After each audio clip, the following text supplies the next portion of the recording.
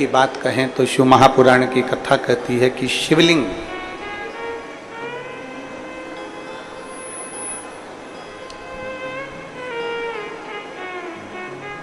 भगवान शंकर के शिवलिंग के पास में पहुंचकर, और जब हम शिवलिंग के नजदीक में पहुंचे तो हमारी हृदय की तरंगे, हमारे मन की तरंगे भगवान तक पहुंचे।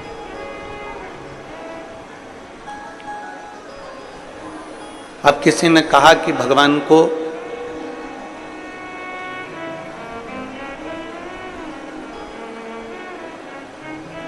पुकारने के लिए या भगवान को अपनी बात बोलने के लिए क्या बहुत तेज चिल्लाकर बोलना पड़ता है?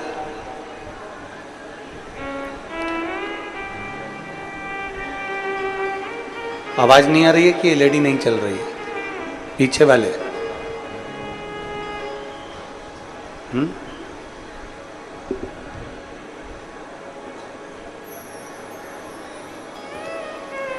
भगवान को रिझाने के लिए क्या हमको बहुत तेज बोलना पड़ता है? भगवान को रिझाने के लिए क्या हम बहुत चिल्लाकर बोलें? शिव महापुराण की कथा कहती है नहीं। जैसे एक सेठानी किसी नौकरानी को डांट दे,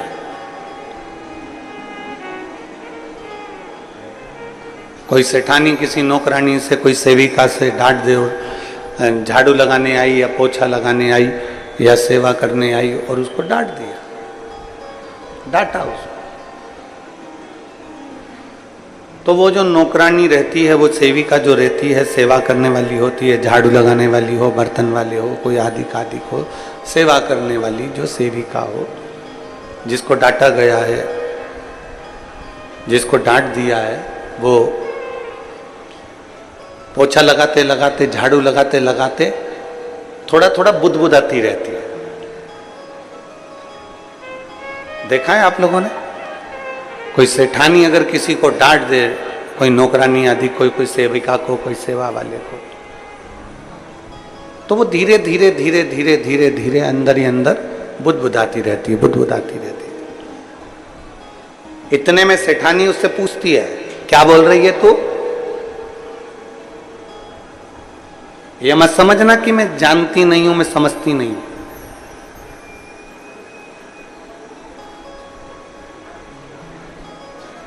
तो ये मत समझना कि मैं जान नहीं रही हूं, तू मनी मन कुछ बुदबुदा रही है, बोल जल्दी से क्या बोल रही है। सेठानी ने डांटा और नौकरानी अंदर ही अंदर थोड़ा थोड़ा बुदबुदा रही है, बुदबुदा रही है, कुछ कुछ बोलती जा रही है और अपना काम करती जा रही है, झाड़ू लगा रही है, पोछा लगा रही है।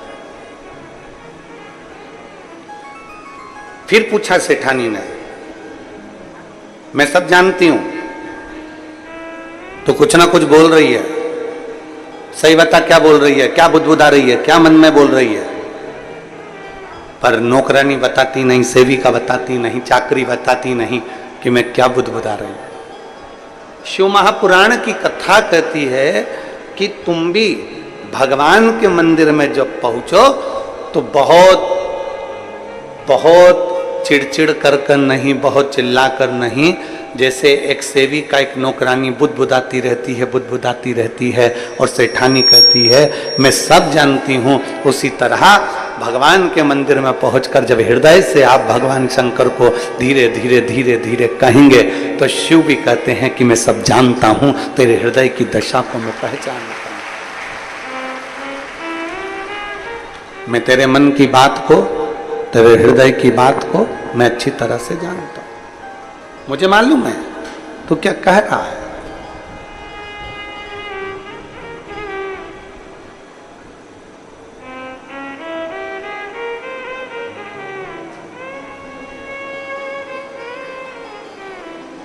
शंकर भगवान के नाम के आगे ईश्वर लगा हुआ है। आप कोई भी नाम बोल दो जो आपको याद हो, कपिलेश्वर, महेश्वर, कुबरेश्वर, गोपेश्वर, चंपेश्वर, आप कोई भी नाम बोलोगे, शिव जी के नाम के आगे ईश्वर जुड़ा हुआ है। किसी भी नाम का आप उच्चारण कर लीजिए।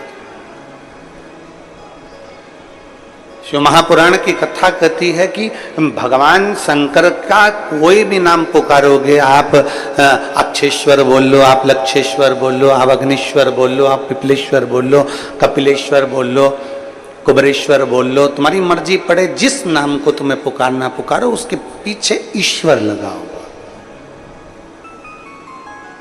इसका मतलब क्या?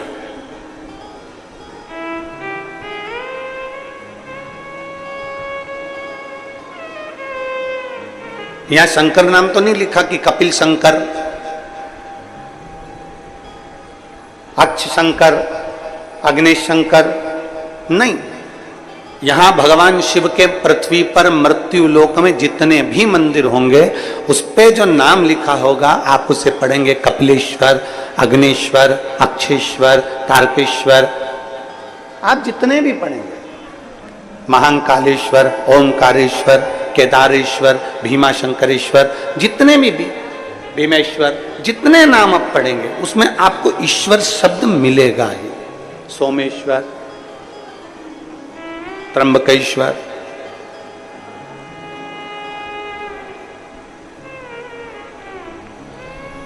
ऐसा कोई शिव का नाम नहीं जिसमें ईश्वर शब्द नहीं जुड़ा। क्यों? किस लिए? वो ईश्वर शब्द का संबोधन किस लिए? क्यों? राम जी के नाम के आगे कोई ईश्वर शब्द नहीं लिखा, भगवान श्री राम। भगवान कृष्ण के आगे कोई ईश्वर शब्द नहीं लिखा, भगवान श्री कृष्ण। भगवान नारायण के नाम के आगे ईश्वर शब्द नहीं, भगवान श्री नारायण। भगवान श्री हरि। केवल एक शिव ऐसे हैं जिनके नाम के पीछे ईश्वर शब्द जुड़ा हुआ है। कुंदेश्वर, अक्षेश्वर, अग्नेश्वर, पिपलेश्वर, केदारेश्वर, महाकालेश्वर, ऐसे ओमकारेश्वर, कुबरेश्वर, ईश्वर शब्द जुड़ा हुआ। ईश्वर शब्द से मतलब क्या? जितने लोग भारत की भूमि के ही नहीं, विदेश में भी बैठकर अगर आस्था चैनल के माध्यम से जो शिव महापुराण की कथा सुन रहे हैं, आपके बच्चे भी एक दिन आपसे प्रश्न कर सकते हैं कि ये सारे भगवान के नाम राम जी है, कृष्ण जी है, पर शंकर जी के जितने मंदिर जाओ उसके नाम के आगे ईश्वर क्यों जुड़ा होगा? ईश्वर क्यों जुड़ा? किस लिए? क्या कारण है जो ईश्वर नाम जुड़ा हुआ है? तो कहा, शिव महापुराण की कथा कहती है, गर्ग संहिता कहती है, और भगवान शंकर की स्कंद पुराण सुंदर काशी खंड में वर्णन करती है कि भगवान शिव को विश्वेश्वर कहा गया, कुंदेश्वर कहा गया, अक्षेश्वर, लक्षेश्वर कहा गया।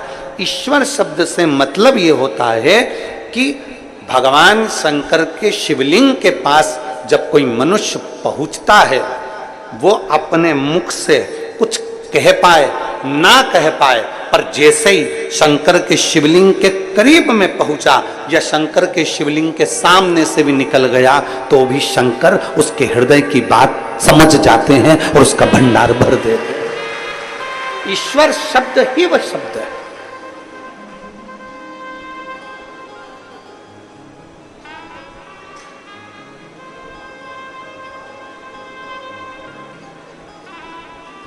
हम जिन माता जी के यहाँ ठहरे हैं, बुजुर्ग हैं बहुत, और बहुत सेवा में लगी रहती हैं भगवान की, बहुत बहुत सेवा।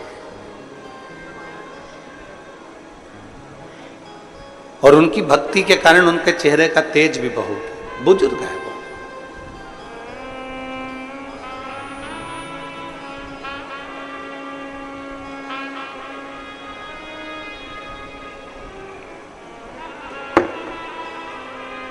जब हम जैसे ही गनौद में पहुंचे और हमारे रुकने की व्यवस्था पहले कहीं थी फिर कहीं हुई, तो माता जी के यहाँ जब पहुंचे तो उन्होंने एक बात कही, महाराज जी हम हमेशा टीवी में कथा सुनते थे, टीवी में देखते थे, और हमेशा ये शरीर हमारा इतना चलता नहीं है तो कभी कथा में नहीं जा पाए। पर भोलेनाथ जी को जब हम 1 लोटा जल चढ़ाते थे, स्पर्श करते थे बाबा का, तो बाबा से कहते जरूर थे कि एक बार कहीं ना कहीं महाराज जी से मिलना तो हो। हमें नहीं मालूम था कि भोलेनाथ इतनी जल्दी कृपा कर देंगे और यहाँ आ जाए। आप जरा समझिएगा, जरा प्रसंग का स्मरण करिएगा।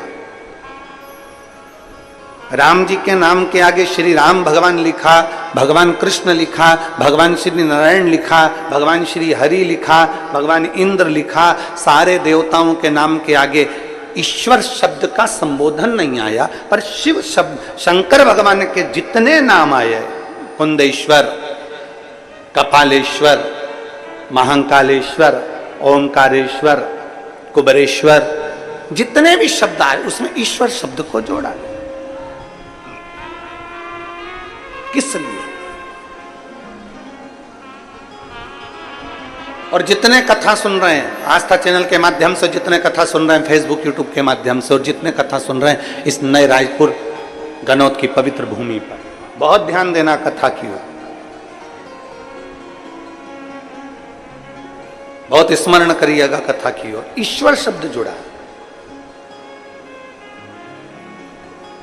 कई बार हमने कथा के माध्यम से कहा, शंकर भगवान के मंदिर के अंदर नहीं जा सकते, मत जाओ।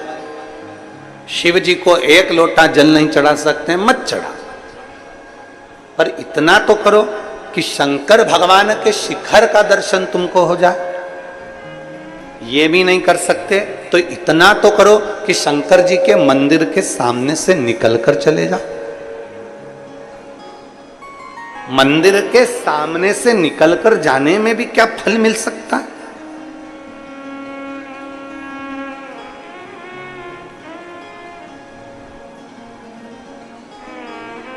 मंदिर के भगवान शंकर का शिवलिंग है, उसके सामने से निकलकर जाने में भी क्या फल मिल सकता है? क्या हमें फल की प्राप्ति हो सकती है? क्यों नहीं? चुंबक,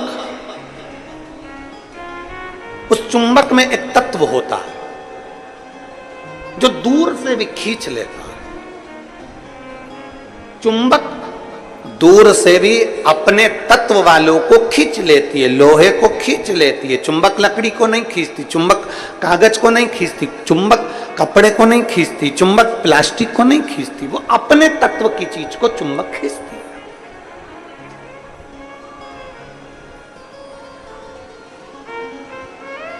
चुंबक अपने तत्व की चीज को खींच रही है। शिव महापुराण की कथा में,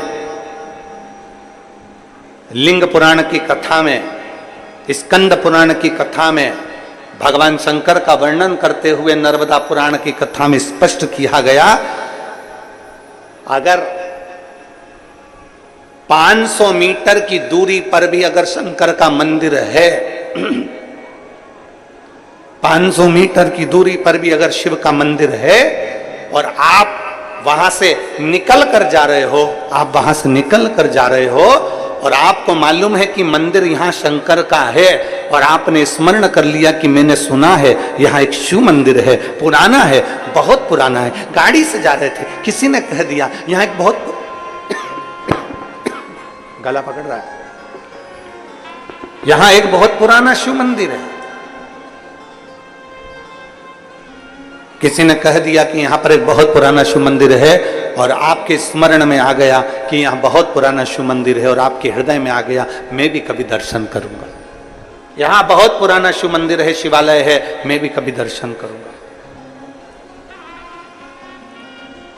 आपकी चित्तवृत्ति में आ गया यहां बहुत पुराना शिवालय है, मैं भी कभी दर्शन करूंगा। बस आप कभी उस शिवालय में नहीं गए, आप कभी आपने उस शिवालय का दर्शन नहीं करा, आप कभी उस शिवालय तक नहीं पहुंचे, आप कभी शिवालय में दर्शन करने नहीं पहुंचे, पर आपकी चित्तवृत्ति में आ गया कि यहाँ 500 मीटर की दूरी पर, 1 किलोमीटर की दूरी पर, 1.5 किलोमीटर की दूरी पर एक शिवालय है। बस तुम्हारे हृदय में आया, जैसे ही आया तुमने कुछ वहां नहीं पहुंचे, तुमने वहां पहुंचकर प्रणाम भी नहीं करा, फिर भी तुम्हारे दिल में अगर कुछ तुमने भगवान शंकर से उसी समय जैसे ही सुना वैसे ही तुमने शिव से कह दिया, तो वो शंकर तुमको मैग्नेट की तरह, चुंबक की तरह उस बात को खींच ही लेते हैं।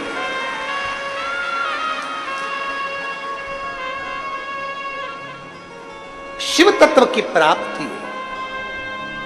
अब किसी ने कहा गुरुजी ऐसा होता है क्या कि शंकर जी का मंदिर 1.5 किलोमीटर दूर है और हम यहां सोच रहे हैं और बाबा स्वीकार कर लेगा?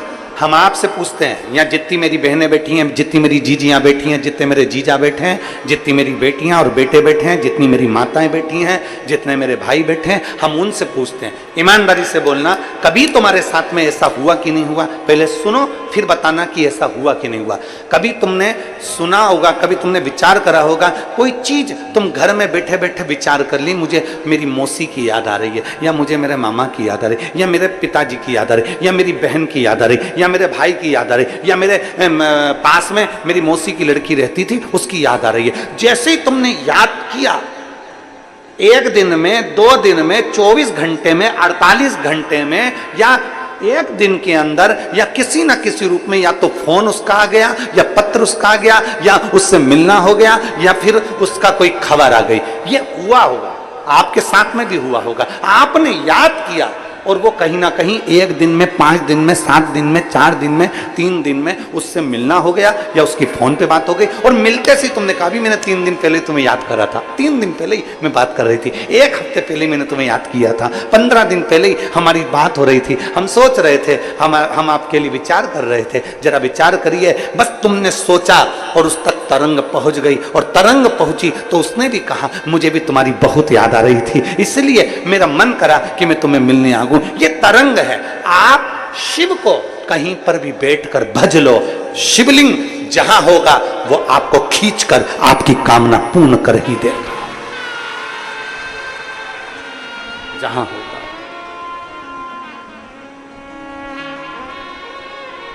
और शंभु शरणे पड़ी मांगूं घड़ी रे घड़ी, दुख काटो दया करी ने दर्शन आपो।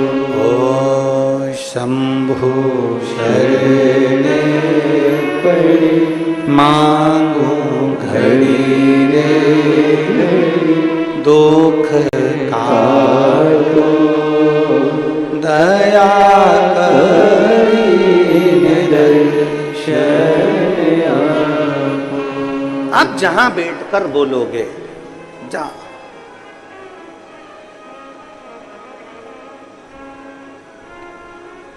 शंकर भगवान के मंदिर में नहीं जा सकते, जल नहीं चढ़ा सकते तो शिखर का दर्शन कर लो, शिखर का दर्शन नहीं कर सकते तो शंकर भगवान के मंदिर के सामने से निकल कर चले जाओ। शिव जी के मंदिर के सामने से निकल कर जाओगे, शिवलिंग में वो तेज होता है, शिवलिंग में वो ऊर्जा होती है। चलो एक बात आपसे पूछते हैं,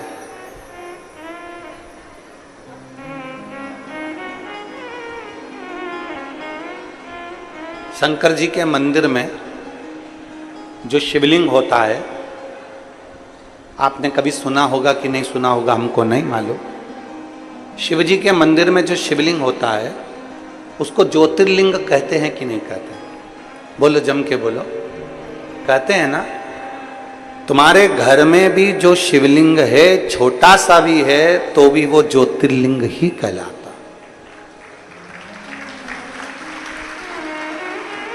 तुम्हारे घर के पास में जो शंकर जी का शिवलिंग है, मंदिर है, उसमें जो शिवलिंग है वो भी ज्योतिर्लिंग ही कहलाता।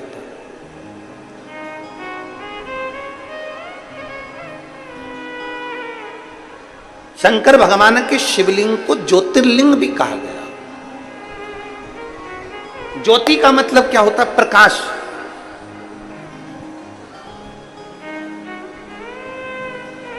ज्योति का मतलब क्या होता है? ऊर्जा, प्रकाश।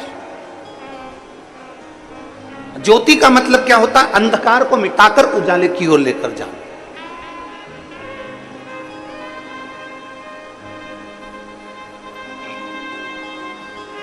अब जो समझ गया उसके लिए समझे, नहीं तो कई लोग होते हैं। एक आदमी साइकिल लेकर जा रहा था, बाजू में से एक महिला जा रही थी, एक स्त्री महिला जा रही थी, साइकिल ले जाते उसकी साइकिल उसने महिला में ठोक दी।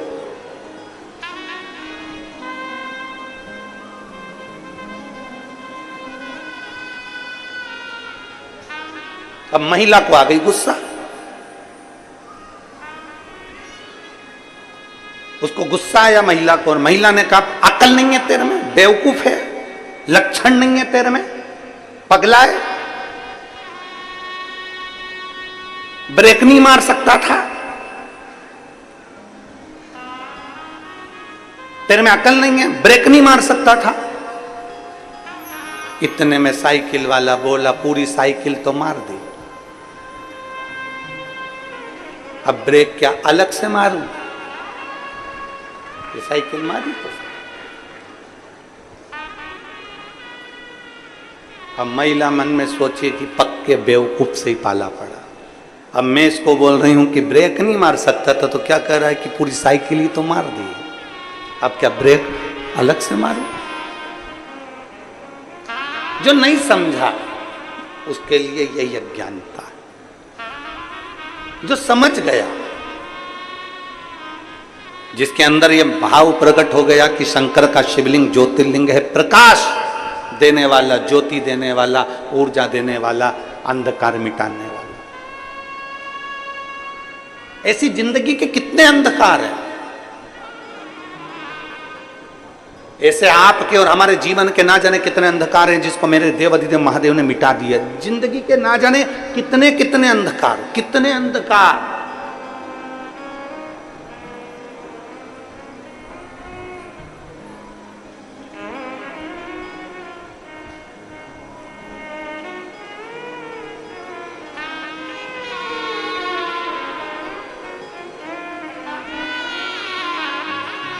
और वो कहते हैं ना,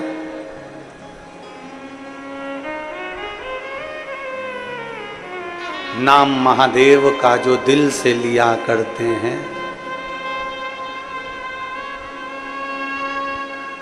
नाम महादेव का जो दिल से लिया करते हैं, उन्हीं भक्तों को मेरे शिव प्यार किया करते हैं। नाम महादेव का जो दिल से लिया करते हैं, उन्हीं भक्तों को मेरे शिव प्यार किया करते हैं।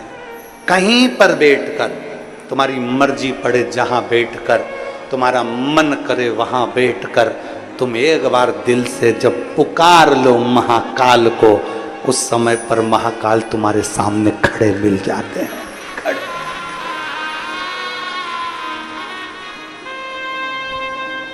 शिवलिंग का मतलब है ऊर्जा देने वाला, शिवलिंग का मतलब है प्रकाश देने वाला, शिवलिंग का मतलब है ज्योतिर्लिंग, ज्योति देने वाला, पुंज देने वाला, उजाला देने वाला।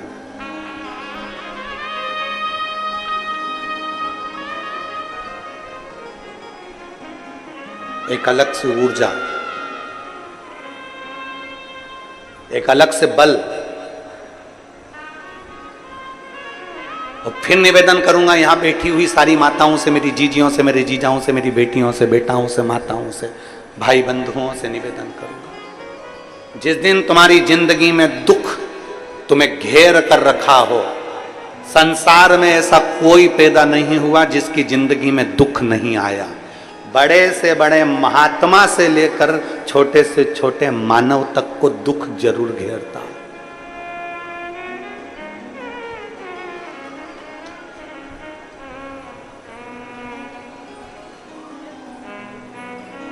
बड़े से बड़े एक्टर से लेकर छोटे से छोटे कंडक्टर तक को दुख जरूर घेरता है।